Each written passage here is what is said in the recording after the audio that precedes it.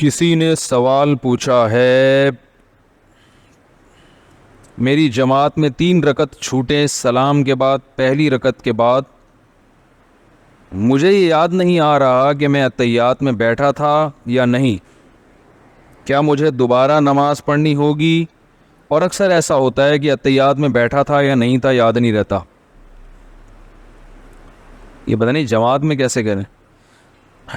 مقصد شاید ان کا یہ ہے کہ اکثر لوگوں کو یہ یاد نہیں رہتا کہ دیکھو جب 2 رکعت کے بعد بیٹھے تھے یا نہیں تھے یہ یاد نہیں رہا تو مطلب بیٹھے تھے آپ، یہ بلا وجہ شک ہو جاتا ہے انسان کو، تو اس کا مطلب ہے بیٹھے تھے۔ جب تک یقین نہ ہو تو فرض یہ کریں گے کہ بیٹھے تھے۔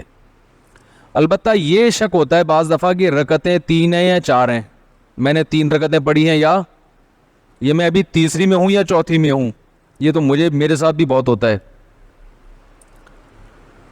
سمجھ رہے ہو؟ تو حدیث میں اس کا جواب ہے فَلْيَبْنِ عَلَى الْيَقِينِ او كَمَا قَالَ صلی اللہ علیہ وسلم، یقینی چیز پر عمل کرنا چاہیے۔ یعنی آپ کو یہ شک ہے کہ 4 ہے یا 3 ہے تو فرض کر لیں تیسری رکعت ہے، کیا فرض کریں گے؟ بھائی آواز بڑھاؤ یار، کیا فرض کریں گے؟ تیسری رکعت ہے، لیکن اس تیسری رکعت کے بعد بیٹھیں گے بھی، اتحیات بھی پڑھیں گے، کیونکہ ہو سکتا ہے یہ چوتھی ہو، سمجھ رہے ہو سکتا ہے یہ کیا ہو؟ چوتھی ہو، لہذا اتحیات بھی پڑھیں گے۔ تو یاد نہیں ہے 3 رکعت ہوئی ہیں یا 4، تو ہم فرض کیا کریں گے کتنی ہوئی ہیں؟ 3 ہوئی ہیں، لیکن تیسری کے بعد اتحیات بھی پڑھیں گے کیونکہ ہو سکتا ہے یہ چوتھی ہو، ورنہ اتحیات رہ جائے گی نا۔ پھر چوتھی کے بعد دوبارہ اتحیات پڑھیں گے جو ہو سکتا ہے 5ویں رکعت ہو، اور پھر آخر میں سجدہ سہو کریں گے، تو آپ کے فرض ادا ہو جائیں گے، ٹھیک ہے نا؟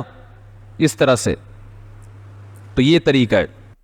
مفتی صاحب اگر 3 جمعہ چھوڑ دیں تو کیا کوئی شخص کافر ہو جاتا ہے؟ حدیث میں آتا ہے جو 3 جمعہ چھوڑ دے وہ کافر ہے۔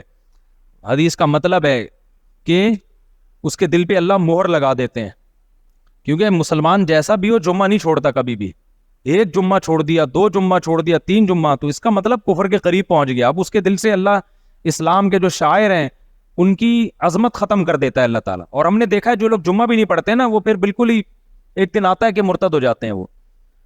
اچھا میرے بھائی مفتی صاحب داڑھی کی مقدار ہونی چاہیے، حدیث میں آتا ہے داڑھی بڑھاؤ تو کم سے کم 1 مٹھی، کیونکہ عبداللہ بن عمر 1 مٹھی سے زیادہ بال کاٹ دیا کرتے تھے، کسی صحابی کو ان پہ اعتراض نہیں تھا، تو اگر یہ عمل ناجائز ہوتا تو عبداللہ بن عمر نہ کرتے، لیکن اعفاء ہے، بڑھانے کا حکم ہے، تو کم از کم 1 مشت ہونا ضروری ہے۔